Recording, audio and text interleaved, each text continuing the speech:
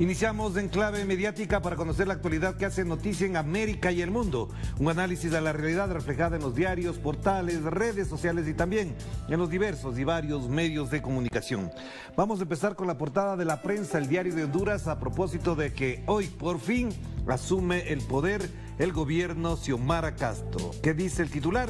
La primera mujer presidenta, Xiomara Castro, a hacer historia. Honduras inicia este día una era inédita en su historia política con la llegada al poder de Xiomara Castro, quien enfrenta el desafío de combatir la corrupción, el narcotráfico, la pobreza y mejorar los sistemas de salud y educación. Evidentemente, es de los temas que abordábamos hace pocos días atrás con nuestro invitado a propósito de la crisis política en Honduras. La migración y la corrupción, se habla ahí. La vicepresidenta de Estados Unidos, Kamala Harris, se reúne hoy con Xiomara y la comunidad internacional. Delegaciones de 57 países asisten a la asunción. No veremos algunitos como de tinte neoliberal ahí, que los veremos en otras fotografías, porque a esas cosas ellos no van. Pero bueno, hay que darle toda la confianza posible a Xiomara Castro. Y por supuesto estará presente en Honduras a la persona que ustedes ven en la fotografía. Cristina Fernández de Kirchner está allá. Desde Honduras, donde empezó la ola de golpes blandos en la región, Cristina Kirchner remarcó que los pueblos siempre vuelven, como lo demuestra el triunfo de Xiomara Castro, que asume hoy la presidencia. También alertó sobre los peligros que implica el intento de los organismos internacionales de reimplantar las políticas de ajuste neoliberales en América Latina. ¿Qué dijo ella? Los que financiaban golpes militares ahora financian golpes judiciales. Y ella lo puede decir con toda autoridad porque ha sido víctima, blanco y objeto del ataque virulento de la justicia argentina. Lo mismo que Luis Ignacio Lula da Silva, que encabeza las encuestas para las elecciones presidenciales de este año en Brasil. Lo mismo que Rafael Correa en Ecuador, Jorge Glass y por supuesto también otros líderes sociales. Por supuesto, por ejemplo, todo lo que empezó en Bolivia contra Evo Morales. Importante esta frase que quedará marcada y como lo remarca Página 12 de Argentina. Los que financiaban golpes militares ahora financian golpes judiciales. Y en Ecuador, mucho hay que hablar de eso.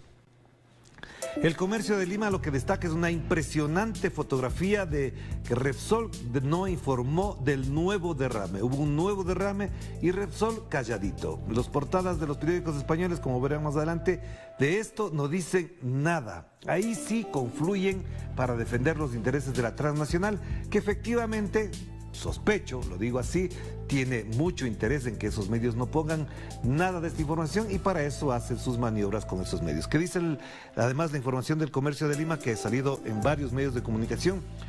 8 barriles, la filtración de unos 8 barriles de crudo al mar ocurrió según una fuente de este diario la noche del lunes 24, es decir, esta misma semana.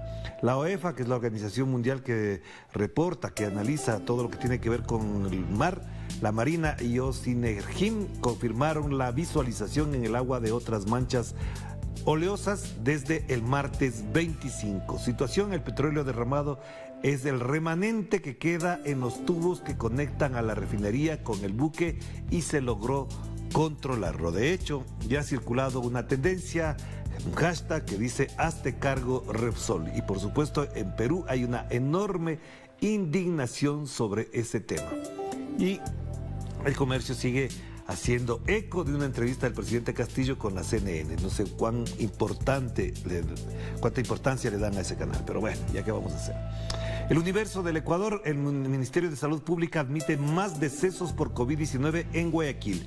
Esta entidad estatal reconoció el incremento de fallecidos en lo que va de enero, lo que atribuyó a que en esta ciudad existe un menor porcentaje de vacunados frente a otras ciudades. Sin embargo, destacó una disminución en los contagios. Pero el señor presidente Guillermo Lasso dijo que no, que la Omicron era una gripecita fuerte, nada más, que no había muertos. Pues por fin tuvieron que aceptar que hay, pero si hubiese sido en otro momento, la información habría sido destacada. La pregunta es, ¿cuántos decesos más ocurrieron en Guayaquil a causa de la COVID-19? ¿Cuántos? ¿Se destaca, se dice, se titula? No, se tiene que poner un poquito abajo para tapar la imagen, la mala imagen del gobierno en esto. ¿Qué dice al final, en el párrafo final?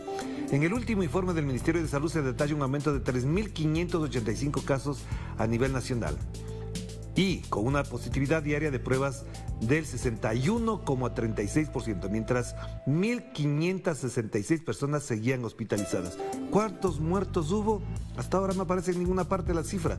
Buscamos en el primer párrafo, en el segundo, en el tercero y no hay la cifra de los muertos, porque eso efectivamente dañaría la imagen de quien ahora ustedes protegen, señores del universo, del gobierno. Basta decir, admite más decesos. ¿Cuántos más? No hay, no se dice nada, por supuesto que no. Pasamos.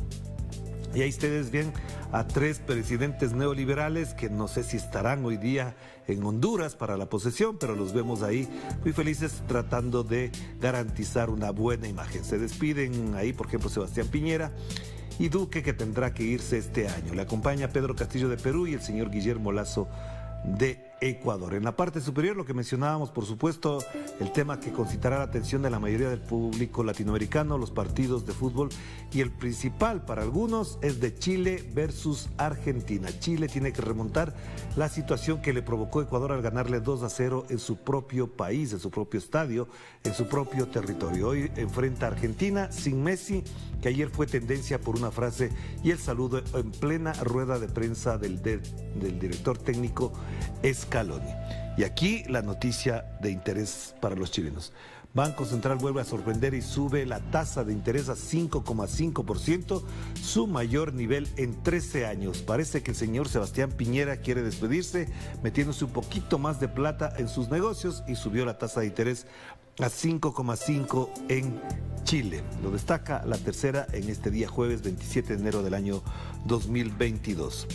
Pasamos al diario El Pueblo de Bolivia, algo que no va a ver usted en los demás diarios en general, no hay esta información.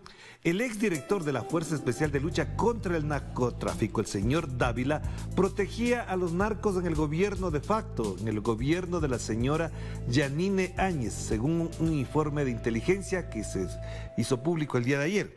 ¿Qué decía esto? El director de esta Fuerza Especial de la Lucha contra el Narcotráfico lideraba una red de protección a traficantes de sustancias controladas y tenía un relacionamiento estrecho con ellos. De esto dirá algo el señor Almagro.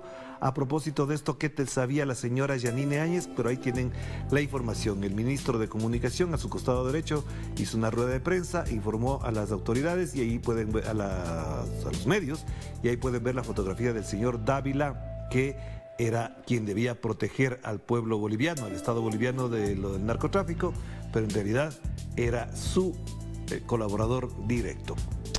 Pasamos al diario El País, como les decía, ahí está. Ustedes pueden ver en alguna parte algo sobre Repsol, no tienen absolutamente nada. El País de España, en su lógica tradicional de defender a las transnacionales de ese país, no dice absolutamente nada. ¿Qué pone? Sobrevive el solitario el drama migratorio. Sobrevivir en solitario al drama migratorio. Un hombre fue rescatado el martes a 70 kilómetros de las costas de Florida después de que volcase el bote en el que viajaba con otras 40 personas. Y de la contaminación en el mar, 0. Y el titular principal, Estados Unidos responde a Moscú que la OTAN no cierra la puerta a Ucrania. ¿Cuándo el país colocará el titular en función de equilibrar al menos? No les pido que se pongan del lado de Rusia, pero como están siempre del lado de Estados Unidos le responde a Moscú que la OTAN no cierra la puerta a Ucrania. ¿Qué significa cerrar la puerta? El rechazo a la exigencia de Putin abre una nueva fase en el conflicto. Lo único que les pidió es que sean absolutamente claros y les digan con claridad a los miembros de la OTAN, al mundo entero, qué quiere Estados Unidos en Ucrania, qué hace tanta asesoría, material bélico en Ucrania, en la frontera con Rusia. Es lo único que le pidió. Pero claro, el país está anclado al relato de los Estados Unidos. ¿Esperaban algo menos? No. Vamos con los portales informativos, lo que ya mencionamos. Aquí otra fotografía que da cuenta de este ecocidio en Perú. Autoridades peruanas confirman segundo derrame de petróleo en Ventanilla. El jefe de Estado Mayor de la comandancia de Operaciones de la Marina explicó que se desconoce la cantidad exacta de petróleo vertida en la zona. Lo que se dijo en el titular del comercio, se habla de 8 barriles, pues si es eso, en una zona de esa naturaleza, con esa naturaleza efectivamente es grave. Y en el Estado de Derecho, Fiscalía Peruana pide 12 años de prisión para Keiko Fujimori. ¿Vieron ese titular ustedes en el comercio de Lima? No, no estaba ahí. En la cifra de contagios, sigue creciendo la cifra de contagios en el mundo, 363 millones. Habíamos dicho que habíamos empezado más o menos con 300 millones, 63 millones de contagios más hasta este momento, 27 de enero. En América Latina, 56 millones de contagios y en Estados Unidos los contagios están por 74 millones. Ahí lo tienen. Y en la cifra de fallecidos se mantiene lenta la cifra de fallecidos en ese país. Avancemos. Delante la Agencia de Información Argentina, expresidentes le piden al FMI que asuma la responsabilidad por su apoyo a Macri. Ahí encuentran ustedes a Lula da Silva, Rafael Correa y Evo Morales, a propósito de lo que implica para los argentinos luego que se hizo en el gobierno de Mauricio Macri. El incremento inusitado de la deuda parecería, según dicen los expertos, que es la deuda más alta del mundo contraída en tan poco tiempo como la que hizo Argentina. ¿Para qué? Para que esa plata vaya hacia bancos, socios del señor Macri y después salga del país. Y aquí la frase que quedará marcada, la de Cristina Fernández, que les decíamos hace un momento, la recordaremos cuantas veces sean necesarias. Del mismo modo que se financiaban golpes militares, se financian ahora golpes judiciales, lo dice Cristina allá en Honduras, donde se encuentra para la posesión de Xiomara Castro. Y acá las palabras del presidente Alberto Fernández a propósito de su gira a China. Vamos a fortalecer lazos y proyectos comerciales comunes con China. También en los próximos días saldrá para China el señor Guillermo Lasso, pero dice que va a renegociar la deuda con los chinos. Él le va a imponer condiciones a los chinos con las deudas, ya veremos. La agencia española EFE destaca la postura de China frente, por supuesto, a Estados Unidos. China le pide a Estados Unidos que respete a Rusia para resolver la crisis en Ucrania. China advirtió hoy a Estados Unidos de que para resolver el conflicto en Ucrania se deben respetar las legítimas preocupaciones de Rusia, al tiempo que pidió calma y contención a todas las partes para evitar mayores tensiones. Un llamado sensato, prudente, oportuno de China, una de las potencias más grandes del mundo, por supuesto, que están ahí. Y en el costado derecho, por supuesto, también más información de orden local. Hernández se despide como presidente, deseando lo mejor al nuevo gobierno en Honduras. Juan Orlando Hernández se despide. Venezuela triunfó con su verdad en el examen de la ONU, dice Nicolás Maduro, a propósito de lo que destacábamos también ayer en la portada de Últimas Noticias de Caracas. Y aquí RT con la frase también importante del canciller ruso Lavrov: la respuesta de Estados Unidos no contiene reacción positiva a la no expansión de la OTAN al este, cuestión principal de las propuestas de seguridad. Eso es lo de fondo, ahí está la razón de ser, y no porque uno esté del lado de alguien, sino porque ese es el kit del asunto. La respuesta de Estados Unidos no contiene reacción positiva a la no expansión de la OTAN al este. Es decir, no van a parar, no se van a detener en su propósito de expandirse hacia la zona que ocupa la frontera con Rusia. Pues ahí tienen ustedes. Y aquí el otro titular: Estados Unidos y la OTAN dan a Rusia sus respuestas incompletas, así es, a las propuestas de garantías de seguridad. No van a abandonar el principio de puertas abiertas. Ajá.